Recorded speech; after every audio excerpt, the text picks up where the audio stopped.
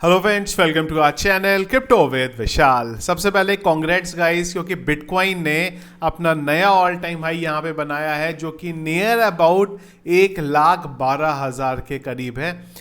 ज़्यादा टाइम नहीं हुआ इस बात को जब बिटकॉइन ने क्रैश होके 15,000 के डॉलर के लेवल को टच किया था और उसके बाद रिकवरी हमें यहाँ पे स्टार्ट होती हुई देखने को मिली। पर सबसे बड़ी चीज़, बिटकॉइन ने तो रिकवर कर लिया और नया ऑल टाइम हाई बना लिया, पर ऑल्ट कॉइन्स का क्या चल रहा है? ऑल्ट कॉइन्स एक्चुअल में पंप क्यों नहीं हो रहे, इस बारे में आज के वीडियो में बात करेंगे। और एक सुई को लेके बहुत बड़ा अपडेट है जिसको आज के वीडियो में डिस्कस करेंगे। सबसे पहले क्या करंटली मार्केट में चल रहा है क्रिप्टो एनालिस्ट में, उसको देख लेते हैं। मार्केट कैप 4.3% अप, वॉल्यूम की बात करेंगे 60% वॉल्यूम अप है। इनफ्लो के काफ़ी सारे डेटा रात 12 बजे सब तक देखने को मिले हैं। टोटल 8,411 BTC के हमें टोटल इन्फ्लो का डेटा देखने को मिला है। फियर एंड इंडेक्स अभी भी ग्रीड में है 72 में। पिछले एक घंटे के सेंटीमेंट्स की बात करेंगे, वो है यहाँ पे बाय की तरफ। हीट मैप इतना बड़ा ग्रीन देखने को नहीं मिल रहा है क्योंकि ऑलरेडी BTC पंप था, तो BTC 4.59% अप। ऑल्ट्स अगर देखें तो जितना पंप होना चाहिए था उतना नहीं है, ग्रीन में सब है। पर यहाँ पे BTC के इस जगह पे आने पे इन ऑल्ट कॉइन्स को, जहां पे ये ऑल्ट कॉइन्स है, इनके प्राइस एटलीस्ट 2x यहाँ पे होने चाहिए थे, पर अगर हम लोग देखें तो वो हमें पंप अभी भी ऑल्ट कॉइन्स में देखने को नहीं मिला। सबसे पहले चलते हैं बिटकॉइन की तरफ। तो कल के वीडियो में हमने बात करी थी इस लेवल की। ये लेवल बहुत इंपॉर्टेंट है क्योंकि यहाँ पे इस जगह से ऊपर बिटकॉइन ने कभी भी डेली टाइम फ्रेम पे कोई भी कैंडल क्लोज यहाँ पे हमें नहीं दी है। तो वो बिटकॉइन ने यहाँ ब्रेक किया और ब्रेक करने के बाद जो लास्ट ऑल टाइम हाई था उसको ब्रेक किया। करेंटली हमें दो चीजें देखनी है। पहली चीज, वीकली टाइम फ्रेम पे इस लेवल के ऊपर हमारी कैंडल क्लोज होनी चाहिए जो आज तक क्लोज नहीं हुई है। और उसके बाद बिटकॉइन के पास इंपॉर्टेंट एक एरिया आएगा जो लास्ट ट्रेंड लाइन के अकॉर्डिंग यहाँ पे बन रहा है, जिसके बारे में हमने कल भी बात करी थी। वो हमारे पास आ जाता है नियर अबाउट 1,15,16 हज़ार पे, जो डिपेंडिंग अपॉन कब यहाँ पे ब्रेक होता है। तो ये ट्रेंड लाइन बहुत इंपॉर्टेंट रहेगी डेली टाइम फ्रेम पे और उसी के साथ साथ यहाँ पे वीकली टाइम फ्रेम पे भी। तो यहाँ से हो सकता है कि बिटकॉइन को एक रेजिस्टेंस देखने को मिले। पर फिलहाल सबसे बड़ी चीज जो मार्केट में हुई है वो हुई है यहाँ पे सुई की तरफ से। सुई ने भी ऑफिशियली अपडेट किया है। तो सुई का जो सबसे बड़ा LP प्रोवाइडर था वो यहाँ पे ड्रेन हुआ, हैक हुआ, और सुई के इकोसिस्टम के सारे टोकन गिरे हैं। कुछ मीम टोकन 90% एक मिनट की कैंडल में यहाँ पे गिरे हैं।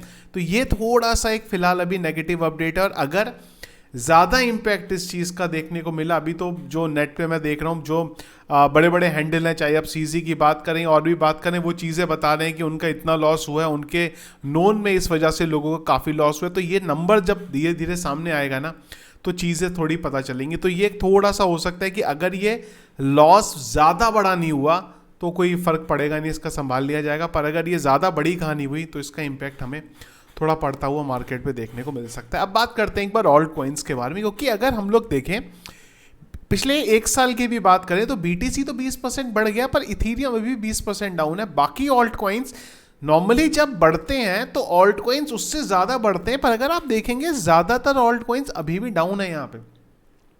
ये तो पिछले एक साल में हमें देखने को मिल रहे हैं 26%, 42%, 27%, 50%, 56%। पर ज़्यादातर यूज़र ऐसे हैं जिनकी ऑल्ट कॉइन्स अभी भी 70, 80% यहाँ पे डाउन है। तो बिटकॉइन बढ़ रहा है, पर ऑल्ट कॉइन्स के ना बढ़ने के पीछे का जो सबसे बड़ा रीज़न है वो वही रीज़न है जिस वजह से फिलहाल अभी बिटकॉइन यहाँ पे बढ़ रहा है।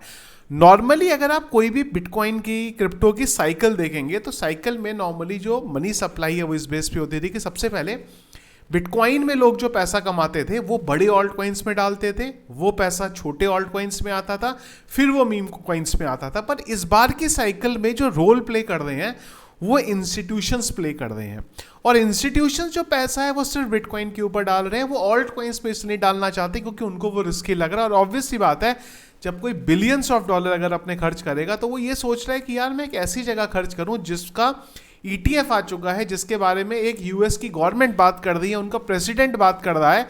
तो उस वजह से जो पूरे का पूरा सेंटीमेंट है ना वो अभी भी बिटकॉइन की तरफ यहाँ पे शिफ्ट है। अगर ये जो पंप बिटकॉइन के प्राइस में आ रहा है ये इंस्टीट्यूशंस की तरफ से नहीं आया होता तो वो लोग अब यहाँ से बिटकॉइन में प्रॉफिट निकालते और वो पैसा ऑल्ट कॉइन्स की तरफ यहाँ पे सर्कुलेट करते, जो इस साइकिल में हमें अभी तक मिसिंग यहाँ पे देखने को मिला है। पर एग्जैक्ट अगर आप मेरे को पूछोगे कि यार कब यहाँ से ऑल्ट कॉइन्स के बारे में रैली स्टार्ट होगी, तो वो फिलहाल बता पाना यहाँ पे बड़ा मुश्किल है। पर हाँ, बिटकॉइन के लिए इंपॉर्टेंट रहेगा कि अगर इस लेवल पे सस्टेन करता है तो धीरे धीरे ऑल्ट कॉइन्स में हमें यहाँ पे एक रैली देखने को मिलेगी। मुझे पता है कि बहुत बार मैंने इस बारे में बोला है कि बिटकॉइन को अपने पोर्टफोलियो में ज़रूर रखो, पर उसके बाद भी लोग बिटकॉइन को बाय नहीं करते हैं। यहाँ पे लोग सारे के सारे यहाँ पे ऑल्ट कॉइन्स को बाय करते हैं, इसलिए कि ज़्यादा प्रॉफिट देखने को मिलेगा। हमेशा ऑल्ट कॉइन्स को बिटकॉइन को अपने पोर्टफोलियो में ज़रूर रखो, क्योंकि वो एग्जाम्पल अब आपको दिख रहा है। 40-50 हज़ार के टाइम पे भी, 60 हज़ार के टाइम पे, 70 हज़ार के टाइम पे, 80 हज़ार के टाइम पे बिटकॉइन को लिया होता तो बिटकॉइन में आपको एक प्रॉफिट देखने को मिल रहा होता, भले ही ऑल्ट कॉइन्स में आपका लॉस होता, पर ओवरऑल जो पोर्टफोलियो है ना आपका, वो बराबर होता या प्रॉफिट में आपको देखने को मिल जाता।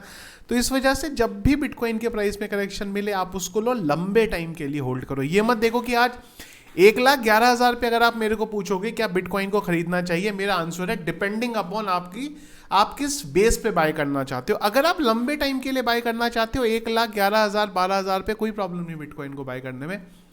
पहले भी ये चीज़ बोल रहा था, अभी मैं बोल रहा हूँ, पर कंडीशन ये है लंबे टाइम के लिए। आपको पता है 5 साल के लिए, 10 साल के लिए आप बिटकॉइन होल्ड करने वाले हो, आप कर सकते हो।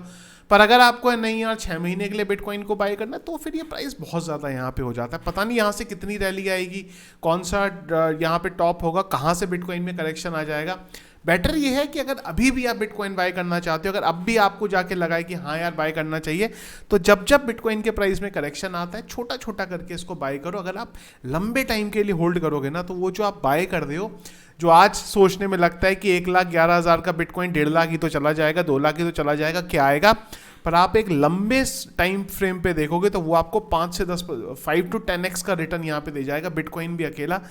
कंडीशन ये लंबे टाइम के लिए होल्ड करना पड़ेगा। पर ऑल्ट कॉइन्स में एक बार ये थोड़े इंस्टीट्यूशंस भी अगर थोड़ा बुलिश आए, ये अपनी तरफ से बोले कि हाँ ये इकोसिस्टम पसंद है, वो इकोसिस्टम पसंद, तो उनमें रैली देखने को मिलेगी। अदरवाइज फिर थोड़ा इस बार की जो साइकिल है वो थोड़ी अलग देखने को मिली है। पर हाँ, बिटकॉइन अगर स्टेबल रहेगा तो धीरे धीरे पैसा कहीं ना कहीं से हमें वेल्स के थ्रू और तरफ से हमें फ्लो जो है ऑल्ट कॉइन्स की तरफ आता हुआ देखने को मिलेगा। तो ये थी गाइस करंटली चीज़ें जो चल रही है क्रिप्टो करेंसी मार्केट में। कुछ और अगर इंपॉर्टेंट चीज़ रही उसको टेलीग्राम पे डिस्कस करेंगे, जिसके लिए टेलीग्राम को आप लोग ज्वाइन नहीं किया, जरूर ज्वाइन करेगा, लिंक कमेंट बॉक्स के पिन पे आपको मिल जाएगा। Thank you friends.